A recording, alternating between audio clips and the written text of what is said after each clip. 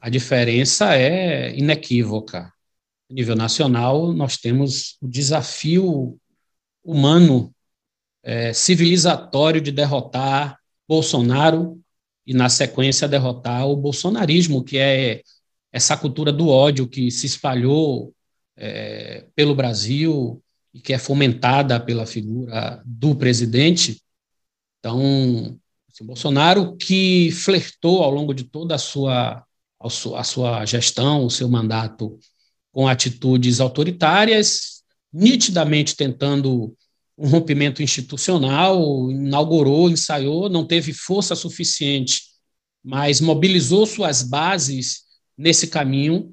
E, obviamente, que a defesa do espaço democrático é uma defesa incondicional de qualquer cidadão, de qualquer pessoa que sabe a importância desse espaço de diálogo, ainda que a gente tenha uma democracia aquém, absolutamente aquém daquilo que a gente precisa, é uma democracia frágil, uma democracia que convive com a exclusão social com uma naturalidade absurda, e isso, inclusive, é algo que eu trago para esse espaço de debate, eu tenho trazido isso. Nós não podemos naturalizar a miséria, nós não podemos naturalizar a exclusão, nós não podemos naturalizar a violência, mas essa democracia que é frágil, mas ela é um espaço, ela é um terreno que nós temos, inclusive, para a perspectiva de avanço, de consolidação de uma democracia onde a cidadania plena seja obtida pela nossa população.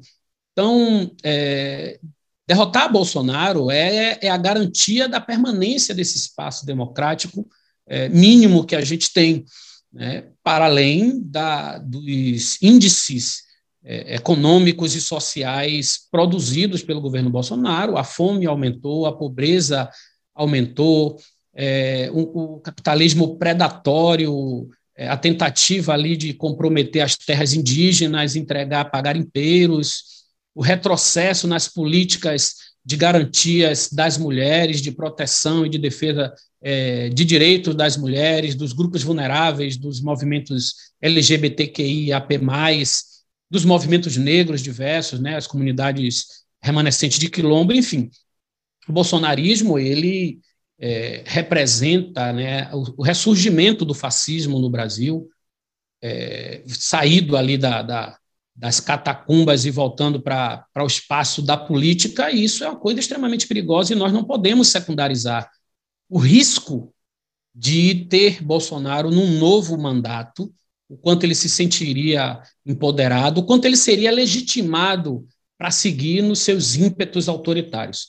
Então, o desafio de defender Bolsonaro nos coloca, a nível nacional, exige da gente a responsabilidade de pensar isso como central. E ninguém está mais bem posicionado para fazer esse enfrentamento do que o presidente Lula, do que o ex-presidente Lula. Então, nesse sentido, o pessoal acerta ao apoiar a candidatura do ex-presidente Lula e fazer todos os esforços necessários para derrotar o Bolsonaro ainda no primeiro turno. E nós, aqui na Bahia, vamos fazer a campanha de Lula, vamos nos engajar de forma visceral na campanha, porque é fundamental que a gente saia desse processo com essa vitória. Na Bahia é diferente. A Bahia, nós temos o governo do PT já caminhando aí para seus 4 mandatos, né, para os seus 16 anos de governo, e é um governo que apresenta um resultado absolutamente aquém do que nós, da esquerda, do que nós acumulamos ao longo dos últimos 40 anos de construção de uma opção de gestão política pela esquerda, com foco nas desigualdades sociais. Então, além de outras questões que são gritantes, como a questão da educação e a segurança pública. Na educação, nós temos uma parcela significativa da população ainda em condições de analfabetismo. Isso é algo que nós não podemos naturalizar, não podemos lidar com isso como se fosse natural. E da segurança pública não se fala. Eu que sou um ativista do movimento negro, e sou um investigador da Polícia Civil, sou um ativista por uma segurança pública com outro viés, faço esse movimento e esse enfrentamento militante por dentro das instituições policiais, e por fora delas também. Organizo o movimento dos policiais antifascismo, que reúne mais de 500 policiais de todas as categorias, de todos os segmentos no Brasil inteiro. Então, nós sabemos o que significa essa pauta na Bahia, que é produtora de violência, né, sobretudo com viés fascista, inclusive, que se abate sobre a população negra de forma muito violenta. Uhum. A gente vai falar bastante, eu quero falar bastante sobre essa questão de segurança pública, mas eu queria entender um pouco antes ainda no aspecto político, candidato, em relação sobre os erros do PT, né? O senhor acabou de dizer que esses 16 anos de governo petista, os resultados são muito aquém dos desejos da esquerda. O senhor sabe apontar quais são os erros? O que aconteceu? E, de certa maneira, como é que o eleitor enxerga isso? Porque ACM Neto, nas intenções de voto, seria eleito no primeiro turno, segundo as últimas pesquisas de intenção de voto. Quer dizer, o povo baiano diz, a esquerda não é mais uma opção, talvez. Né? Como é que o senhor enxerga isso? O que a gente percebe é que que o governo do PT na Bahia fez um movimento de secundarizar suas pautas tradicionais, aliás, nossas pautas tradicionais, de defesa de direitos trabalhistas, de valorização do serviço público, de valorização da máquina estatal. Então, promoveu privatizações. Recentemente, abre caminho para a privatização da Embasa, por exemplo, que para a gente é algo inegociável. Não dá para privatizar a água. A água é um elemento estratégico e fundamental. A água é vida. Então, não podemos transformar a água em uma mercadoria e simplesmente entregar na mão de grupos econômicos que não têm compromisso com o bem-estar da população e que focam meramente nos seus interesses econômicos. Estou trazendo a Embasa como um exemplo da fragilização da máquina estatal, que tem sido uma marca da gestão petista na Bahia.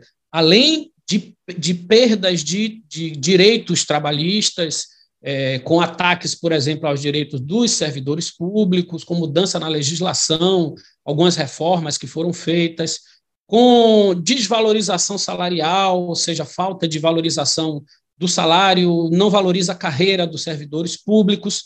Isso para citar algumas questões que simbolizam isso que nós estamos falando, que é pauta inegociável para nós que somos do campo da esquerda, que é a garantia e o avanço dos direitos dos trabalhadores.